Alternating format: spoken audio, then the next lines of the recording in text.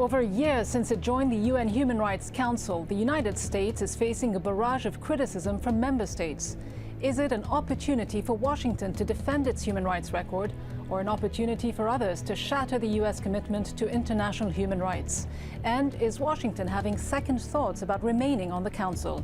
This is Inside Story.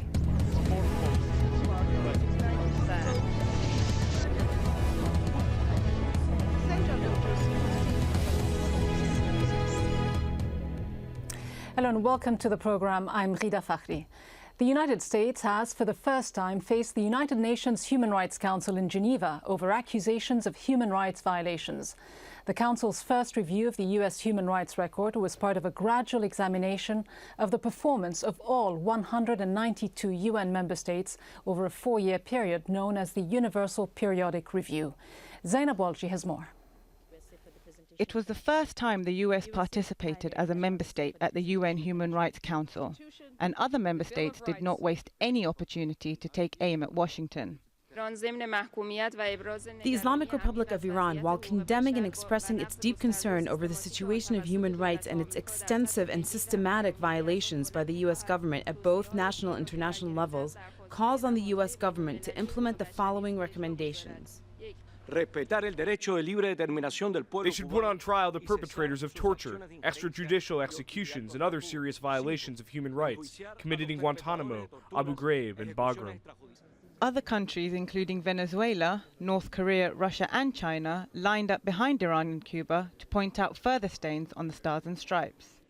The US was quick to get on the defensive as US Republican Representative Elena Ros-Lehtinen accused what she called rogue regimes of hijacking the platform to attack the US for what she dubbed imaginary violations. But traditional allies of the US, Britain and Australia, also waded in, condemning America's use of the death penalty, racial profiling, and discrimination against migrant communities. They also demanded the closure of Guantanamo. This all comes amid the backdrop of the release of almost 400,000 WikiLeaks documents last month that showed the US had turned a blind eye to torture in Iraq, bringing into question the behavior of its troops. In response, the legal advisor of the Department of State defended the American military. No one polices its own military forces more rigorously than the United States. The Defense Department has well-established procedures for reporting detainee abuse and investigates all credible allegations of abuse by U.S. forces. But having only agreed to join the Human Rights Council last year, this was not the start the U.S. was hoping for. The Bush administration actually voted against the establishment of the UN Human Rights Council in 2006, and Obama has been keen to distance himself from his predecessor. We take our place in the UPR process with pride in our accomplishments, honesty in facing continuing challenges, and a commitment to using the international system to elevate and advance the protection of human rights at home and abroad. Washington has sent a large, high-powered team to defend its human rights record before the Council.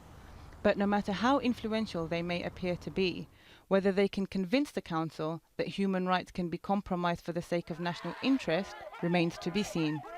Zainab Walji, Inside Story. Well, let's discuss this now with our guests in New York, Scott Horton. He is a New York attorney specializing in human rights law and contributing editor for Harper's Magazine. In Washington, D.C., Nile Gardner, director of the Thatcher Center for Freedom at the Heritage Foundation. And in Geneva, Cristina Finch. She is the government relations director for Amnesty International USA. Welcome to you all. Nile Gardner, this report, in a way, couldn't have come at a worse time for the United States, could it? An inauspicious time coming on the heels of those revelations contained in the WikiLeaks documents.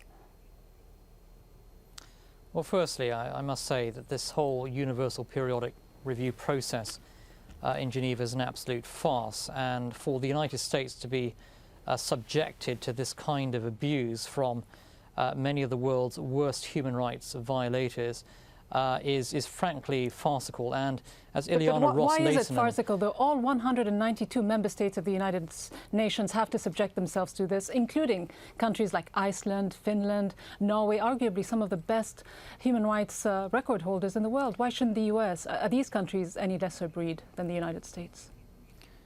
when you have countries like Iran, Venezuela, Cuba, China, North Korea even, subjecting the United States to scrutiny on the US human rights record, that is frankly ridiculous. You even had Sudan lecturing the greatest democracy on the face of the earth over its human rights record. So I would say we have seen some quite disgraceful scenes over the past day or so in Geneva, and why on earth the Obama administration is willing to subject the United States to this kind of humiliation is frankly beyond comprehension. Cristina, Finch, you're in Geneva. You've been following this very closely. Is all this talk about the human rights records of some other countries being bad or even worse than the United States anything more than a red herring, trying to distract attention from the key issue here, which is that the United States, as well as other countries, needs to be scrutinized over its human rights record? Absolutely. The United States shouldn't be exempt from reviewing its human rights record. And I believe that engagement in the Human Rights Council sets a standard for the rest of the world. We should be a leader in promoting human rights and subjecting our own record, as well as the record of other countries, to international scrutiny. Scott Horton, your thoughts on this? Why is this good enough for some and not for others? Is the United States simply above international law? Well, the United States has taken a leading role in scrutinizing the human rights performance of other countries around the world. In fact, the Department of State issues a mammoth report every year doing exactly that. It's demonstrated real leadership in this area. And of course, if you're going to open your mouth and criticize the human rights performance of other nations, you have to accept their own criticisms. But I disagree completely with Nile that this is a humiliation. To the contrary, I think if Iran wants to stand up and criticize us, Iran's own record is going to be scrutinized, and it's miserable. The same for North Korea and otherwise. Every person does not speak with an equally effective and weighty voice in this process. And I think the United States has serious problems. It needs to address them. But the United States is a democracy and can and should stand up and speak for itself and defend its position on the international stage. Niall Gardner, should the United States address serious accusations of ongoing torture?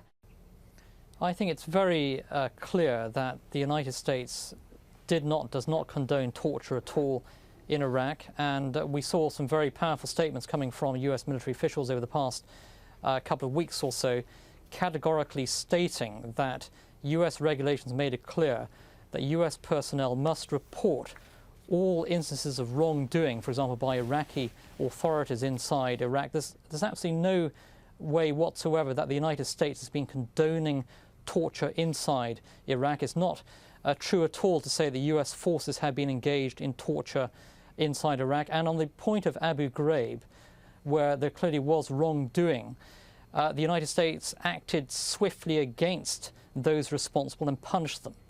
And this is the difference between a free democratic society like the United States and brutal dictatorial regimes Scott Horton, like Iran, is that a North fair Korea, point? Is there Cuba, enough Venezuela, for accountability example. in the United States?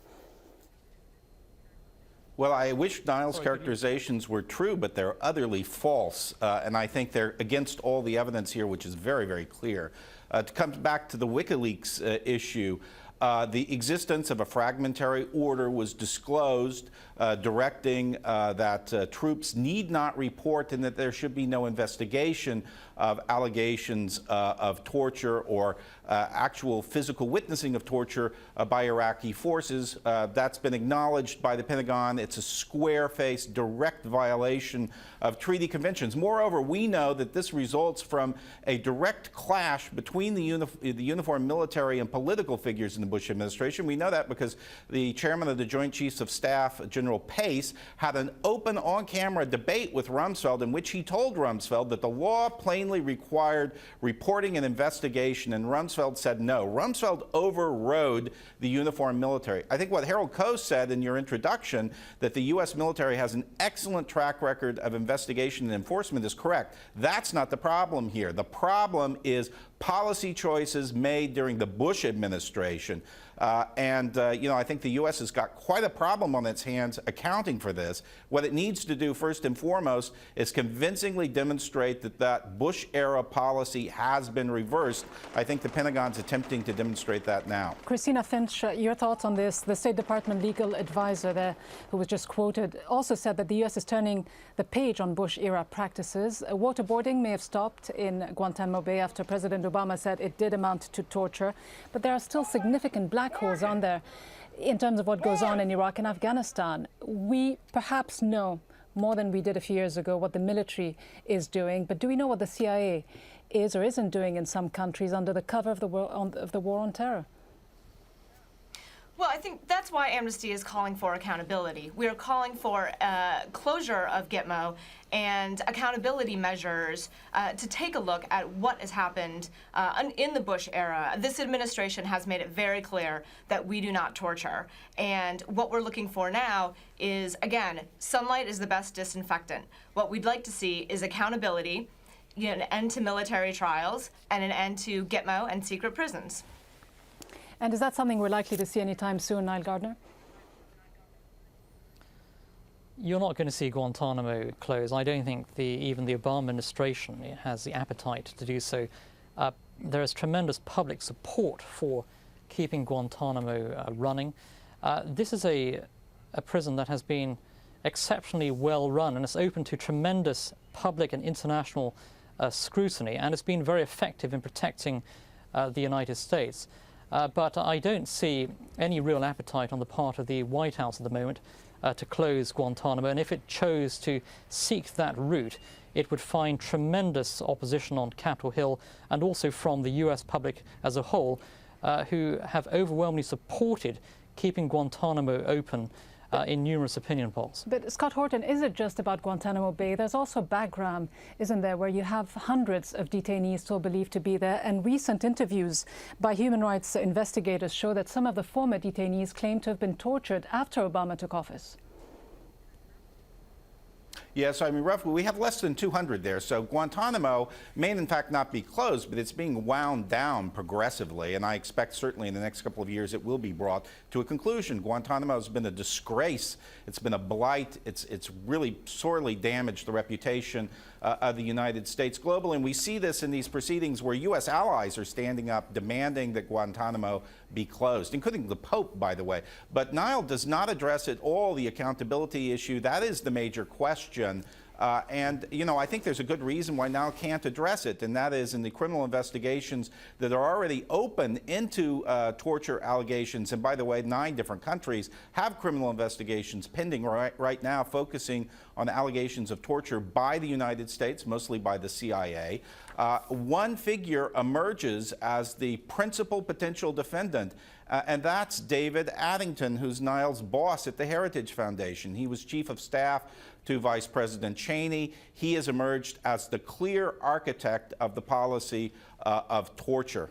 And he's the person who, frankly, should be the subject of accountability process. The law requires an investigation. It doesn't require prosecution. Let's have Niall Gardner respond to this. I suspect you'll disagree with these statements, won't you? This idea that the United States has been roaming the world torturing people is frankly ridiculous. And I would emphasize that the United States has been the leading force for freedom in the world for a very long time. And we should be focusing upon the fact that the United States has made huge sacrifices, along with key allies like Great Britain, for example, in the defense of freedom, the liberation of 50 million people in Iraq and Afghanistan. We're also fighting a global war against a vicious enemy that seeks our destruction.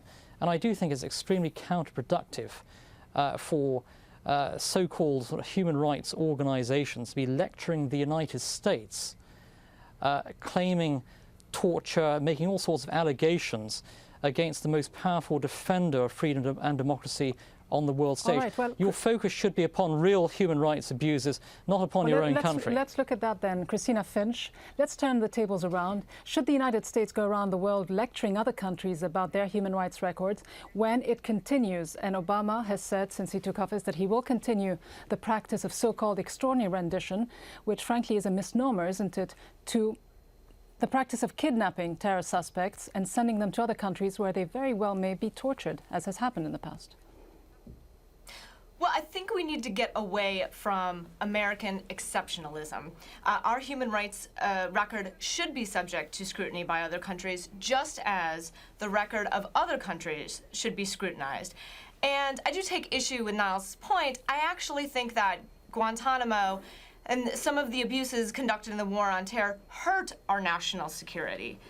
These are blights on our human rights records that have made it more difficult for us to conduct our national defense. So what I'd like to see is absolutely accountability for the United States' abuses and accountability for other countries' abuses as well. Scott Horton, can the U.S. then continue to defend its record while it continues to deport people to other countries without any legal process? Well, I think it can and must defend its record, and I think it does have to answer questions here, and I think that's part of the democratic process. That's what distinguishes a democratic state from an authoritarian state. A democratic state should be able to justify everything it does in terms of law and its treaty commitments, and I think what Cristina says is absolutely right. All the evidence right now shows that the terrorism threat has been driven largely by effective recruiting by terrorist organizations, and their principal recruiting tool has been evidence that's really irrefutable about the United States' embrace and use of torture and abusive techniques. So the most effective way for us to act now to stamp that out and pursue our own security interests is to adhere rigorously to our own law and our international commitments. And the last administration engaged in egregious violations. They've been well documented now. President Obama has promised to turn the page and walk away from those violations, and I think we have to acknowledge he's done a lot, but there's still an awful lot of open questions, and I think that it's a good exercise for the U.S. to answer those questions. All right, well, Niall Gardner, then, is the U.S. adhering to its own laws when it continues the practice of targeted killing, quote-unquote, / assassinations? After all, there was a presidential order back in the 1970s made by Gerald Ford that spoke against, or at least banned, assassinations.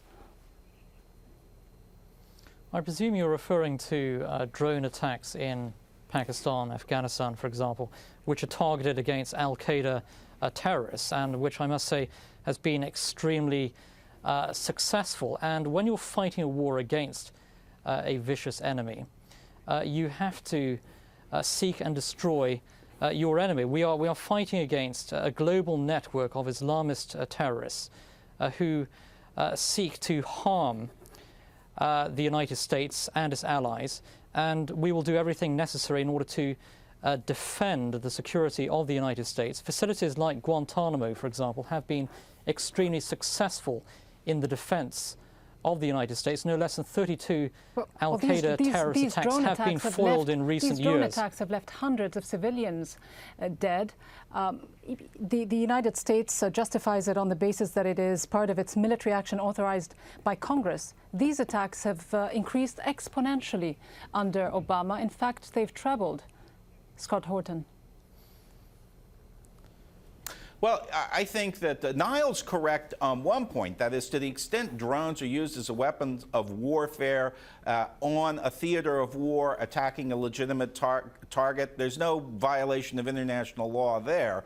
But to the extent they're a miss, they don't strike a legitimate target, the intelligence was bad, they have horrible ramifications for the United States. I think the U.S.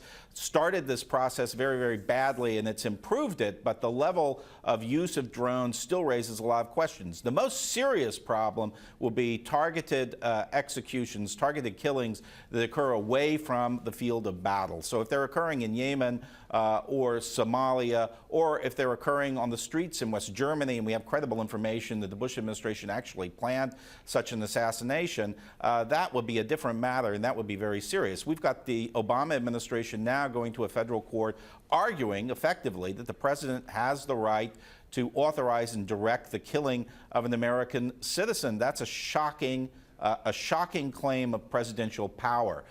They should be seeking to arrest this person if they can do it. They'd be authorized to use these extraordinary means only if they can justify war circumstances and the application of military law.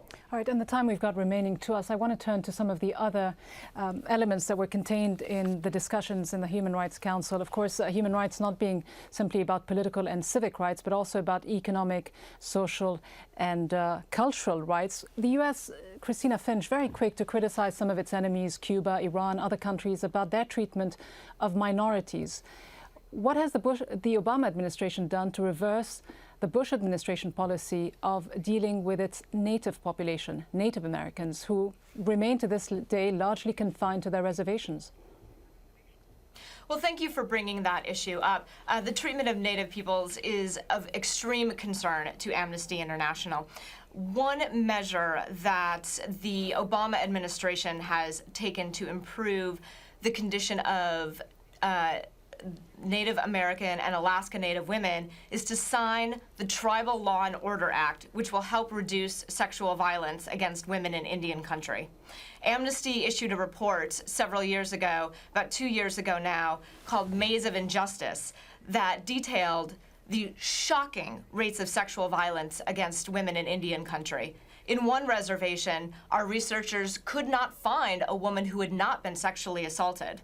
And it's important to note that almost 90% of these attacks are perpetrated by non-native citizens. And in addition to all that, there are also, of course, accusations of the U.S. government constantly handing territory that belongs to these tribes, the Western Shoshone tribes, for example, to big corporations like Halliburton to continue to extract reserves such as gold, uranium ore, to continue to conduct nuclear tests as well. Should that be allowed to continue, Niall Gardner? I have to say that this comparison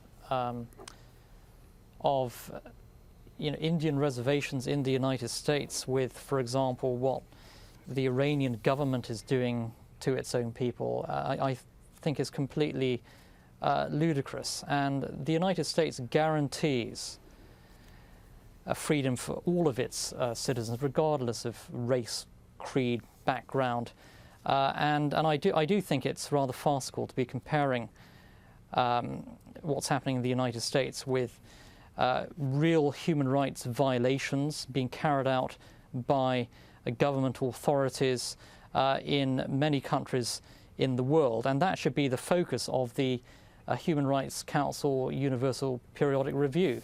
The United States does more to defend the rights of all of its citizens, frankly, than any country on the face of the earth. That's a record to be tremendously proud of. And there's no evidence whatsoever that the government is suppressing any single minority organization in the United States. So Scott let's Horton, keep the focus upon you get the final real word on this. State human rights violations. Yeah, I think Niall's review was revealing his ignorance of the system and the way it works, because the United Nations has exercised a special role of responsibility in the protection of Aboriginal peoples. That goes back a long time back to the mandate system, and it's absolutely correct for the UN to wade in here. And there are very serious issues concerning the way Native Americans are able to exercise control over their land and their property, particularly with respect to mineral rights. It's an issue the United States shares, particularly with Canada and Australia. Absolutely legitimate point. We haven't even gotten to the criminal justice system, and there we're seeing very powerful evidence put forward that there's a 2- or 3-tiered system in the United States, that members of racial minorities, particularly blacks, are far more likely to be prosecuted and receive far higher sentences than whites in the United States, especially on drug-related offenses. The United States really doesn't even have a response to that. It's acknowledged the validity of the data that's been collected. Much more to discuss, but unfortunately we have to leave it there. Thank you all very much indeed for joining us. In New York, Scott Horton; in Washington, D.C., Niall Gardner; and in Geneva, Cristina Finch. And thank you very much for joining us on this edition of Inside Story. We welcome your comments as always and your suggestions. You can email them to us at insidestory@aljazeera.net. Thanks for watching.